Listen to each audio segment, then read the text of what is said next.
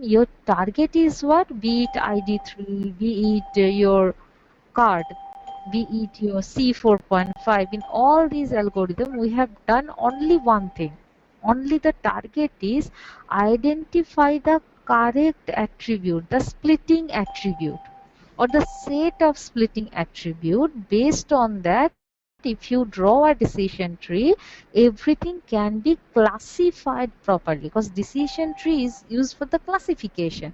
Fine. So this data set has to be classified on the basis of who can buy the computer and who is not supposed to buy the computer.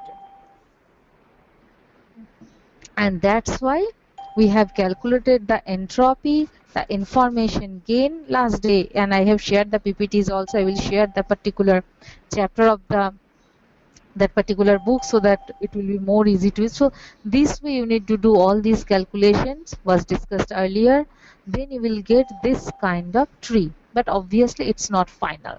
Okay, and why not final? Again I am repeating the thing. See here, all the classes are yes, so this is a pure class. After the classification, if you are getting this kind of thing where all the class levels are of similar type, those are pure.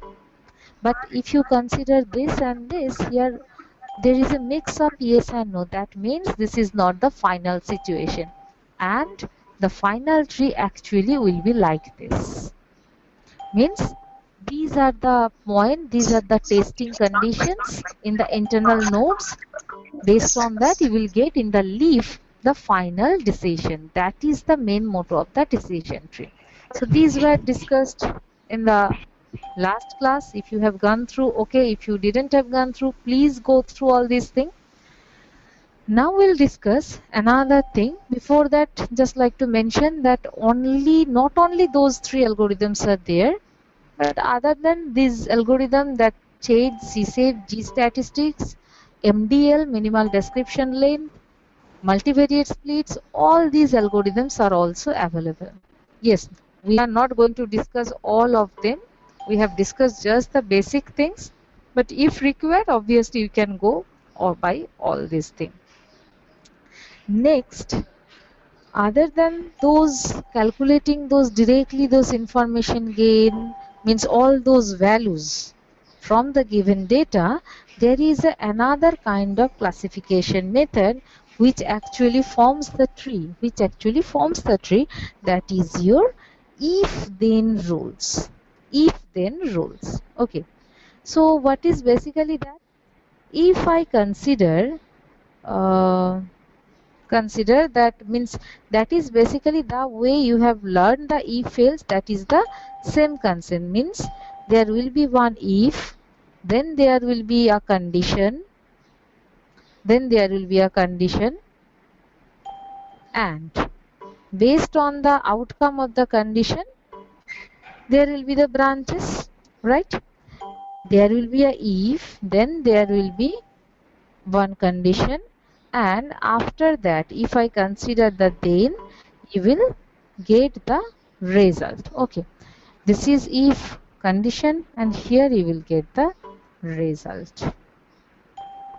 Now the point is that what is this in the language, or how we express this particular part?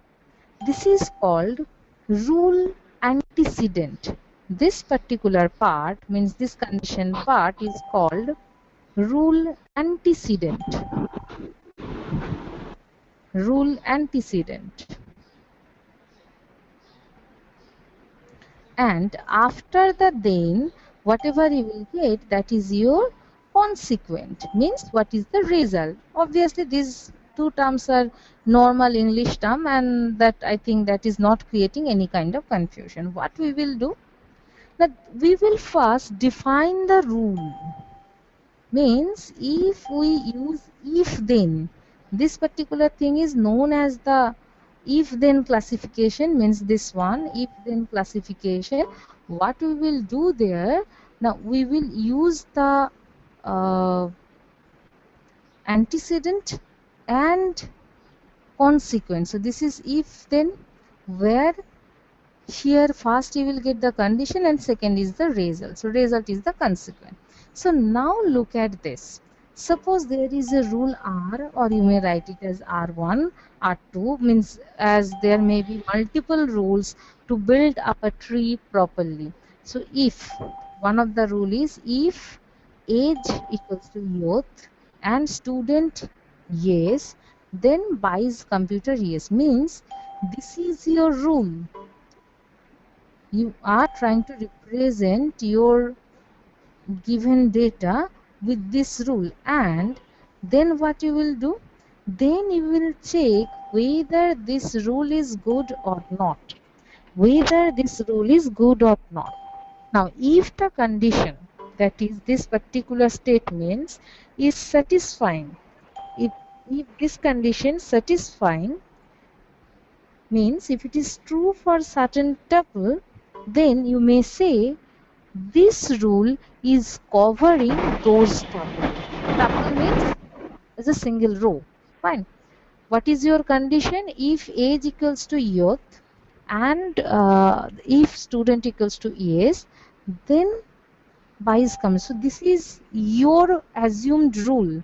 Now let's see whether this is being satisfied by some tuple or not. Where is my table?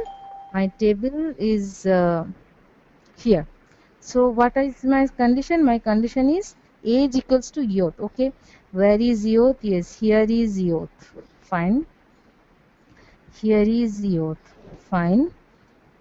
Any other youth? Yes. Here is youth, here is youth, and here is youth. So you can see these 5 rows are there where age youth, that particular condition is being satisfied. Next, the condition is given as if student equals to yes, means there is a and, logical and operation is there. If student equals to yes, youth plus student equals to yes, youth plus youth, student no is given, youth student no is given, youth student no is given. But here if you check this row number 9, youth and student yes both are there, youth and student yes both are there, and here also you can see there is a youth and yes is there. Fine. So now you can observe that at least two rows are there which are satisfying the rule R, or if I say this is my first rule, so I can say this is R1, where you have written that if age is youth and the student is, then they will buy the computer. Okay, so this is your antecedent part and it's satisfying the consequent here. So satisfying means if your conditions that you have taken that is matching, and then you are getting some output. Fine. So this is a rule. If it is satisfying some of the tuples, that means this particular rule, that you have used here, that is called your, that is covering those two tuples.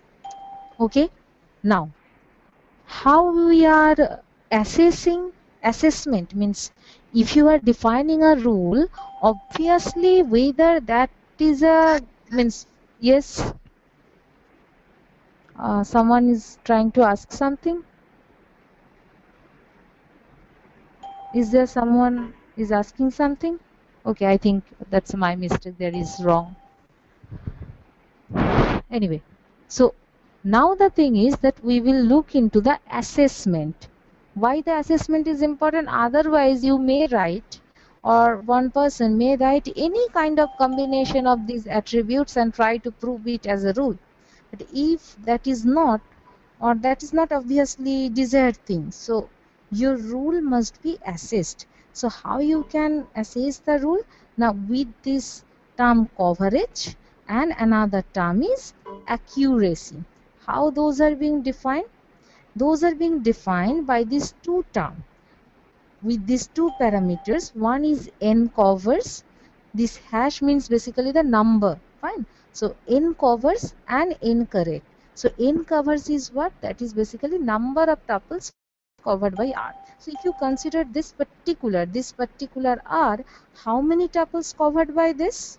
Just now I have explained how many tuples is covered by this particular rule. Anybody? If you are listening to this, I didn't have given any kind of complicated mathematical explanation. I am just asking that there is a rule and there is the given table that I have shared earlier class also. The same table I am using. So how many tuples are being covered by this rule R? How many tuples are being covered by this rule R? Yes? Hello, I am not able to listen. How many tuples are being covered? Anybody, please unmute yourself and give me the answer. Ma'am, 2. Yes. So n cover is 2. Fine. Now, what you need to calculate with the n cover? Na coverage. So coverage is the ratio between these n covers and total number of tuples. So n cover is 2 because you have seen that yes, this particular rule is satisfying those things that 2 tuples. So n cover is the 2 and by the d, that is the, if I am not wrong, there are 14 rows. There are 14 rows. So 2 by 14 is the coverage. Fine, you may express it in the you may express it in terms of the percentage also. So the coverage is what? Coverage is that the ratio between n cover and the number of tuples. And what is the accuracy? Accuracy is something that what percentage of the rule or what percentage of the rule can correctly classify. So here if I say that that is the ratio between the n correct and n covers, and n correct means the number of tuples correctly classified by R. So if you look at the table, yes, 2 rows are correctly classified by this R, 2 rows are correctly classified by R, means there is no mix or there is no confusion. If you give these two conditions, that age equals to youth and student equals to yes, then there is no confusion whether this is yes or no. That means it's classifying it properly. Number of tuples correctly classified by, so how many tuples correctly classified by are? For this situation, this is 2. So is accuracy is for this particular part is 2 by 2, that is the 100%.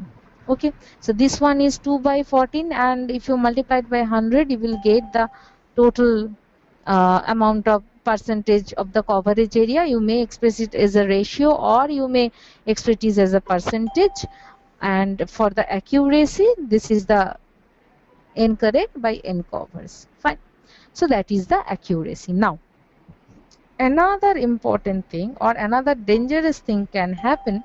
See, one situation is when you are comparing, means when you are giving a rule and you are getting the result properly. Okay, fine. You are getting the result, you are calculating coverage, accuracy, everything. But if it is not covering properly, or if more than one rule is there which can cover all these. One thing is, if it is not performing properly, you can ignore that part. But in such rule-based classification, sometimes it may happen that more than one is there which can satisfy. That may happen. So, how things are being decided, that whether this rule is to be selected or whether more than one rule is there which is satisfying this. So if more than one thing is there, that means there is a chance of the conflict. Now let us elaborate with this part. Suppose you are taking a tuple, fine, where you are taking a tuple where x, and you are taking those parameter as age equals to youth. I am writing only y. Fine. Income is medium. Income is medium.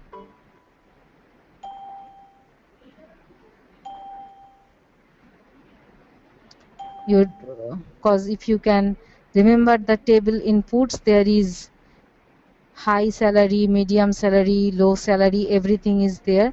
So income is your suppose medium, and what you want, what are the other attribute, whether it the student or not. So if student, I'm writing S here, and credit rating is fair.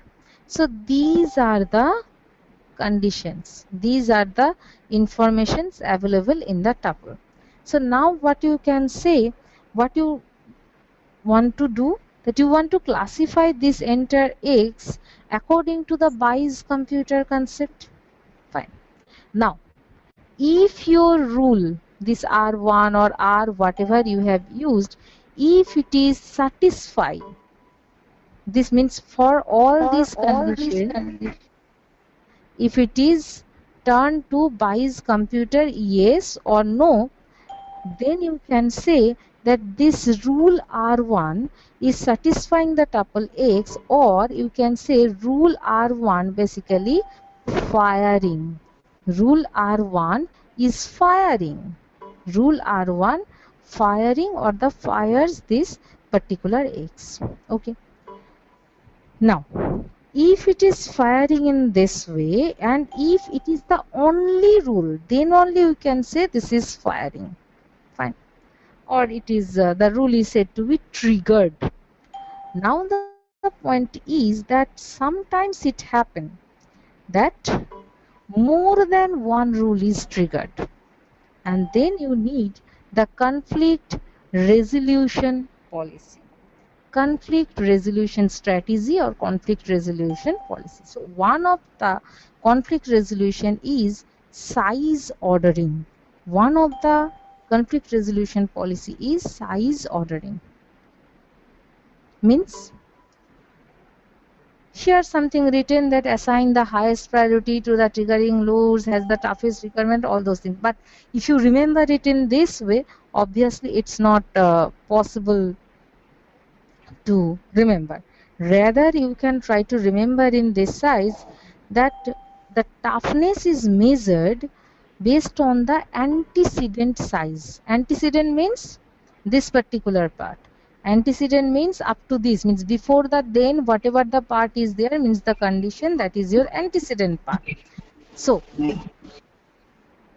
if means toughest means what?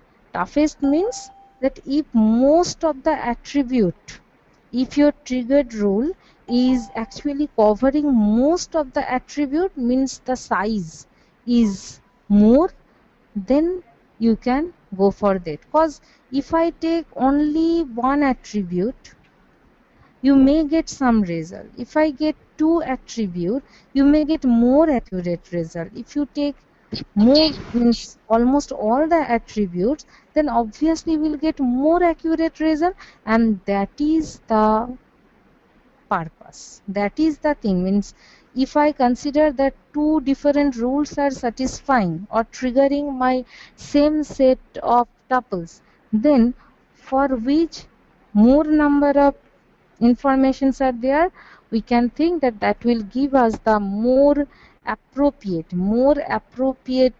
result. So we will go for that particular rule. If conflict occurs, then this will be the conflict resolution policy. Okay. There is another concept of class based. So here it's mentioned that you can arrange everything in a priority order based. Fine.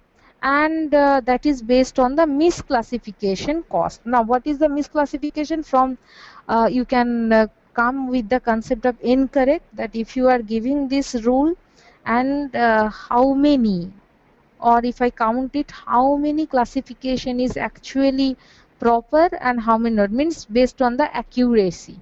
Okay, so that is another point. And with rule based, we organize the long priority list, and according to some measure of rule quality, such as again based on this accuracy or coverage, we take the best one.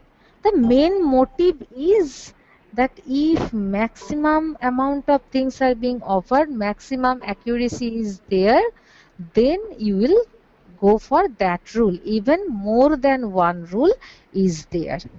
Okay. So is there any question regarding this if then rule concept? Then we'll go for the next concept.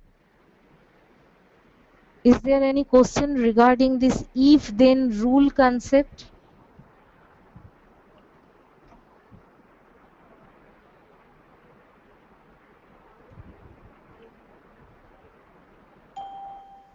Okay. So is it clear?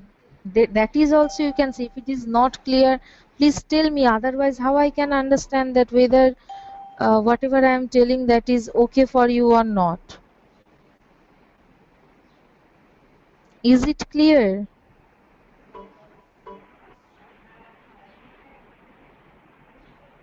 Is it clear? Yes, ma'am. Okay, fine. So if it is, see, the point is that every means even in the theory paper or anywhere you need to explain or you need to answer from the given data set. So if some point is not clear, then you just inform. Anyway, so I'm continuing with this.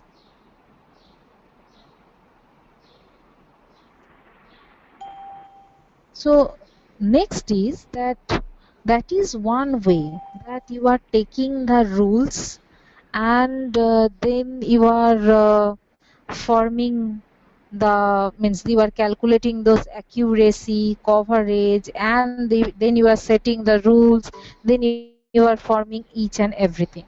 That's one way. But that's one way to do the decision tree. Fine.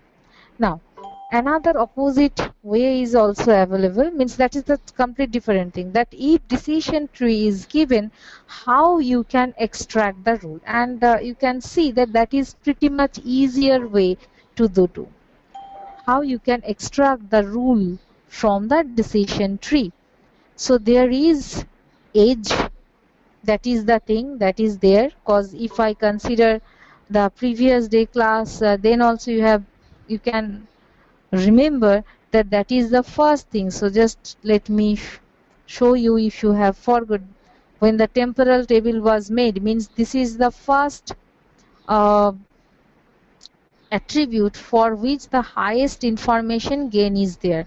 That's why as a first splitting attribute age was selected. Fine. So if you select in that way, the age is the first attribute that you can select. Now from the age there is middle, youth, and old, three different parameters you are supposed to get, and from there again if you check the rest of the attributes, you may get this kind of different attribute as a splitting attributes. Means for example, this was for the middle age where no confusion is there, so that was a pure classification. But here for the student or the credit rating, initially they are mixed of yes and no.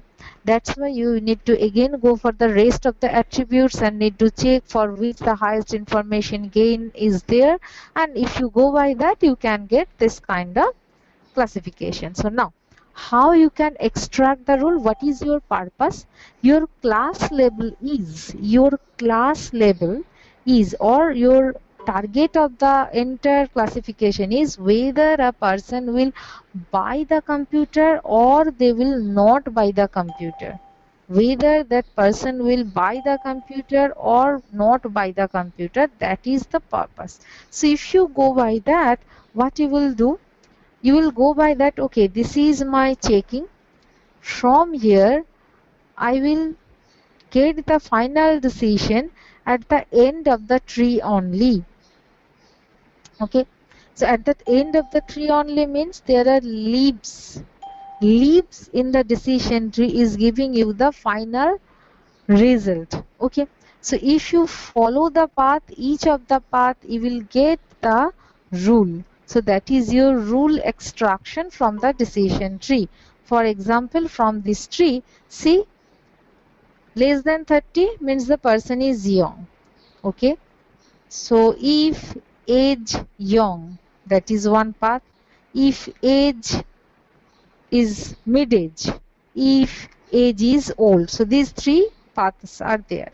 Again, from this young path is there, is the person is a student. So and student. Okay. Now and student, that is no, and then the BICE computer is no. So if you consider this entire path, means if you consider this entire path, means route to the leaf for a single condition, that is a single rule. So you can see that if I consider this is this rule. Similarly, if you go for this young and yes, student is young, yes, and buys computer, yes, young student, yes, yes, that is another. Similarly, if you go for mid-age, yes, age is mid, then buys computer. If age is old and credit rating is excellent, then buys computer. Age is old and credit rating is yes. So there is some mistake anyway. So that is here written as this is no. So it has to be no basically. And there is credit rating is fair. Then buys this yes and no are just interchanged somehow. Anyway, so this is the point that from this root to the end you are supposed to go. So this age old, credit rating excellent. So this will be basically no. Means if I am not wrong, if I am not observing it as wrong, so this will be no. Similarly, if age is young, means it will be here, and credit rating fair. If age is young, credit rating fair, then this is the BICE computer no. So you can see that there are plenty of rules that you can form from an existing tree, that may be from the path, that is from your root node till the leaf. Fine. Or you may try to assume some more rules from there. Now there is one algorithm is also given, and there is one of the algorithm is called sequential, means this way. This is a very small tree, so we can observe and we can get the result, but it's not possible. It may not be possible all the time. It may not be possible all the time that you can get directly this. So there is one algorithm which is called sequential covering algorithm. So what it do? At each phase it will take one attribute and will continue with the comparison. In if-then rule can be directly extracted from the training data without generating any decision tree first. How that is possible? Now using sequential covering algorithm. I am repeating the thing why it's important. If you want to extract the rules, initial process that I have shown, what you need to do? You need to go by the formation of the entire decision tree, and then from that decision tree you need to identify that from that decision tree you need to identify that what are the rules, because you need from the root you need to traverse till the leaf. But you can understand that forming the decision tree means what? Calculation of information gain of each of the parameter. If you are using ID3, if you are using some other algorithm, you need to do more that gain index or the gain ratio and all those things. So that's a huge process. So first you form the entire tree, then you will find the rule. Obviously that's not a very good process for a huge amount of data set or the tree. So there is another algorithm which is called sequential covering algorithm. where what it will do, at a time it will take each of the attribute and will do all this comparison and try to classify the data. And for this there is no requirement of prior formation of any kind of decision tree.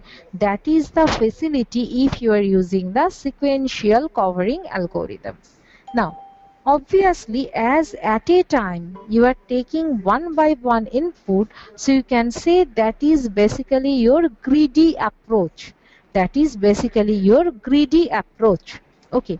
So obviously, if they are satisfying, you can say that is the positive set. If something is not satisfying, you can say that is the negative set. So initially it can consider everything is positive, then it will check rule one by one and it will try to check that after satisfying all the rules, if everything is being satisfied or something is not being satisfied.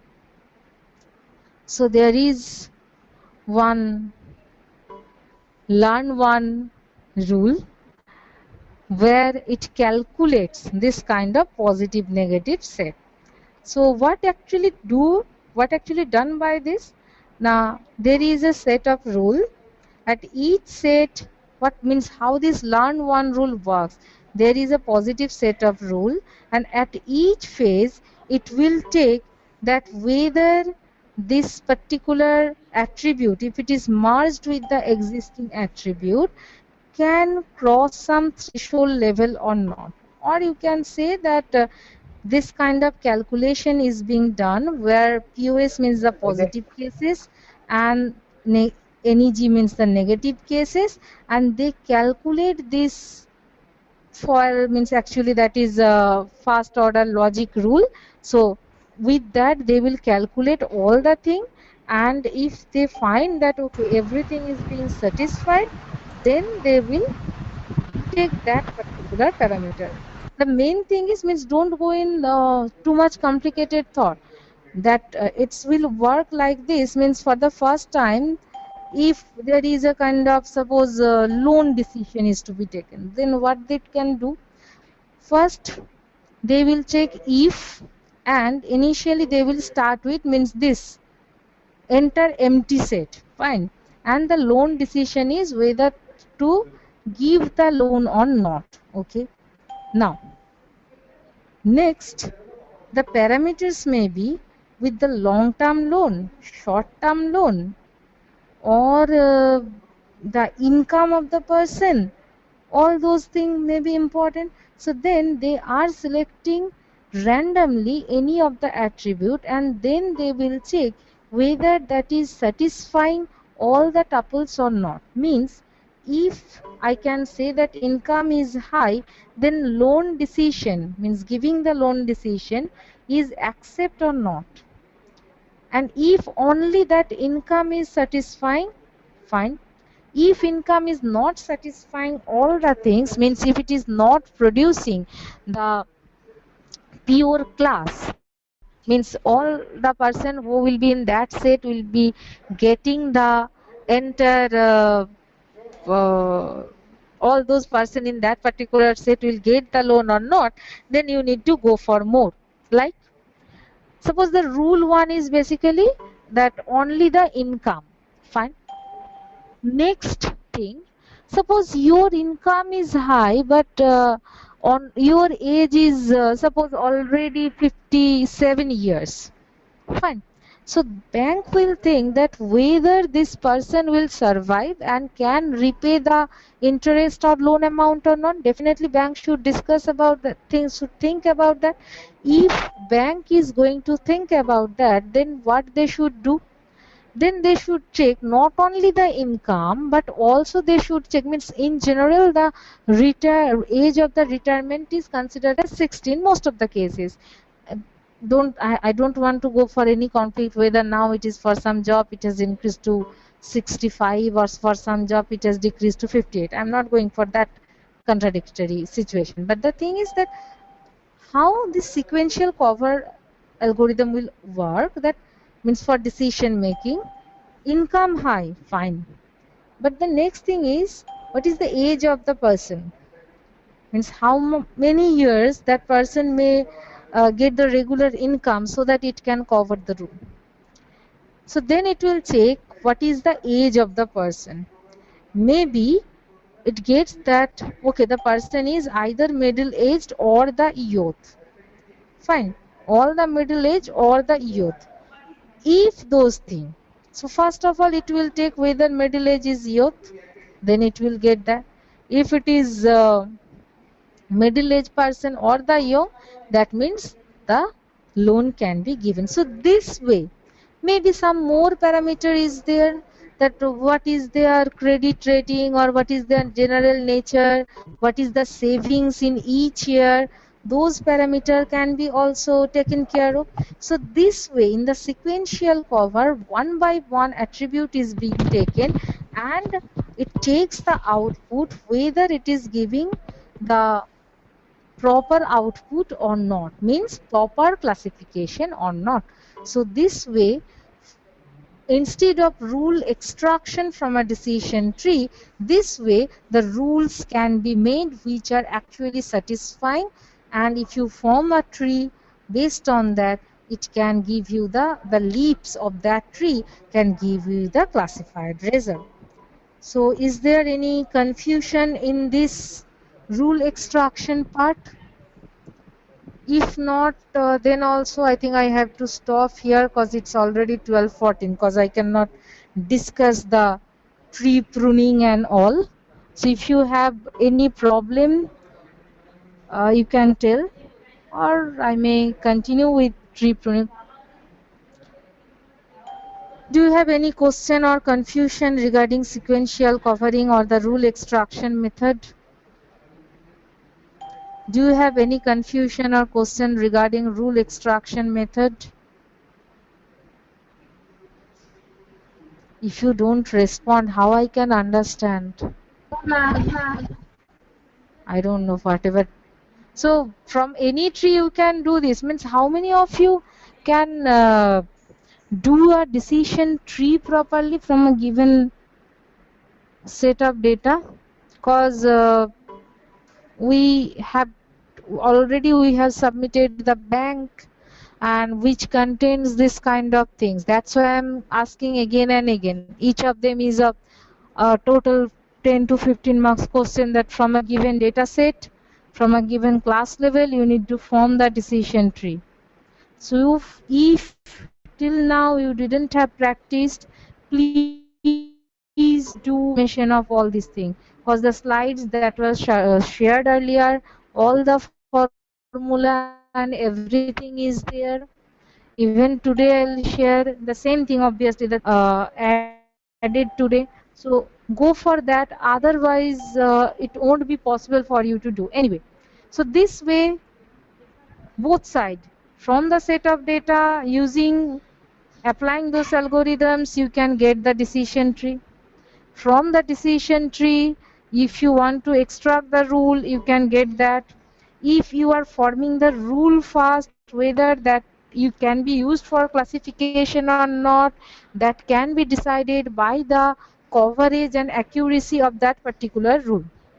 Now let me complete the end. So this is the formula and all those things that I have discussed here, that is there. Threshold means maybe you can take some error value, means error values, or the information gain value. Any kind of threshold value may be decided depending upon the situation. With all this formula you are supposed to calculate this, and after that you can decide this classification, which are can be part of the positive example and which can be considered as the negative examples. Fine. So if you go by all those things, you can understand. Next and most another important thing is overfitting and tree pruning.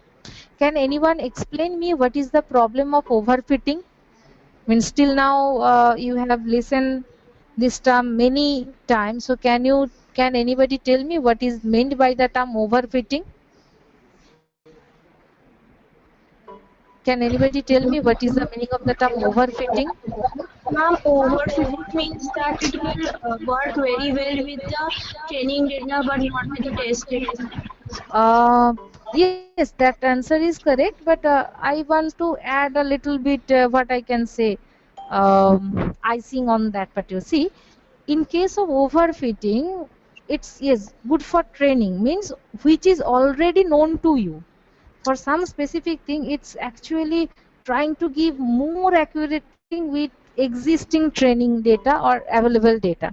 But for doing that, we sometimes go beyond of regular calculations. So what happened that when a new set of test data is coming, they may not match. Means that is matching with all the existing set, but whenever the new thing is coming, that is not matching. Fine. So that is the problem. So that occurs even if you, means that occurs in the normal logistic regression, that occurs in other classification algorithm, and that occurs in the decision tree also. So to avoid this over fit tree pruning, or you may just say that basically cutting or cut it down or shorting the length of the tree or the depth of the tree and all those things. So there is a thing pre-pruning and post-pruning. Pre-pruning means what? Whenever you are forming the tree, at each phase you need to check, means forming the tree means what? You are splitting from some particular point in two side or three side and all. So from the splitting point, there are some gain value and gain ratio, all those things. If it is below that, you may decide the threshold value, and if it is below that, the forming of the tree is being halted, means the pruning is done. Pruning is done. Okay, but what is the problem? Who will decide the correct threshold? Deciding the threshold is the problem in case of pre-pruning. What is about the post-pruning? In case of post-pruning, what they do, they find the duplicate, means repetitive or the replicated element, replicated part of the tree, and they cut it down or replace it with the most frequent data or most frequent leaves. So that is basically your post pruning thing. So all these things are written here, whatever I have explained here. So this is just the example that this is a tree before the pruning, and you can see that almost same kind of things are there, and that's why if I want to do pruning, if I go by this side, then in the A3 the most frequent class is class B, and this is being replaced by class B. Now, what is the purpose? The obvious purpose is that it will avoid the overfitting, or rather you may think it in this way, it will avoid the repetitive thing. The person who is taking the cartoon or anything, it would be better if that person mute. Yes, you are not civilized person, I understand. Carry on with your activity. I am not going to stop. So whenever you are going to see this tree, here everything is repeated. Everything is repeated because your target is either to get the class A or class B. So here you have already obtained all these things. So in this part where A1 means some conditions or attribute, there is some no, and here also things are getting repeated. So what is required now? To prune or to remove this repetitive thing. So here you are supposed to replace it using the most frequent class, and if you observe here, the frequency of class B is more than the class A, so class B will be here. Fine. So everything is again all the story that I am discussing here, that is written here. The repetition and the replication. Repetition means where same attribute is being tested again and again.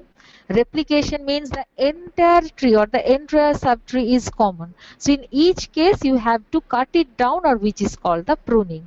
Fine. And next, the most important issue is the scalability. What is that? See, we consider the entire decision tree will be in the main memory. But unfortunately for nowadays, for huge amount of data, that's not possible. So if that is not possible, then this ID3 C4.5 and the cart is not that much scalable. So there are some new algorithms are there. Obviously, you don't need to study them, but just for your information, that new algorithm is there who actually can do all these things, but not storing the entire tree again in the main memory. Please understand that billions of data cannot be fit into the main memory because there is a limitation of the memory. Fine, neither in the cache memory nor in the main memory the total billions of data can fit there. Then what is being done?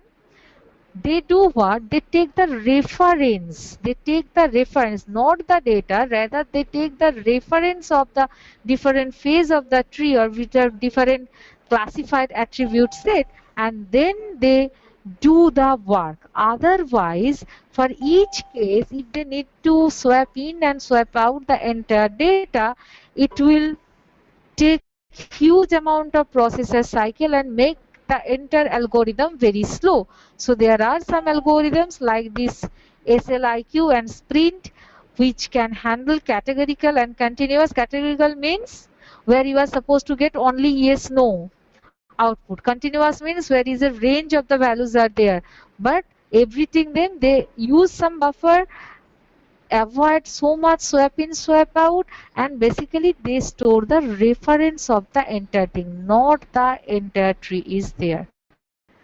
That's why if I want to go for the scalability of the decision tree algorithm, the previous algorithm cannot support all those things as they need the entire data set in the memory. But if I go for SLIQ or the Sprint, this can be done. So this much about the decision tree. If you have any question, you can ask.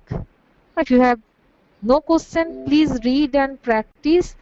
Otherwise, it won't be possible for you to answer. Okay? So, as the entire thing is given already, you will get the question. The moderator will do the Ma'am, yes. ma'am, can